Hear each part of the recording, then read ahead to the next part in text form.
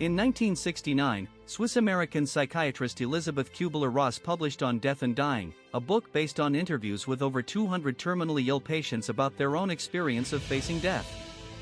From these interviews, she identified 5 emotional stages her patients described moving through: denial, anger, bargaining, depression, and acceptance. Kubler-Ross herself was careful about how she presented these stages. They were not, she emphasized, linear.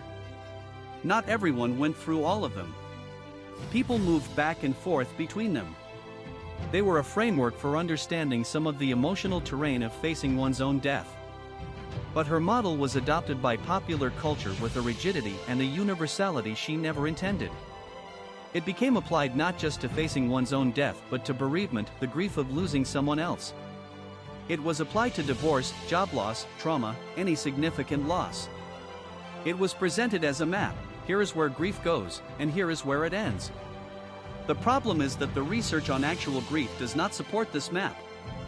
The evidence, accumulated over 50 years of bereavement research, tells a far more complex, more variable, and in some ways more hopeful story. Let us begin with what grief actually is. Grief is not a disorder.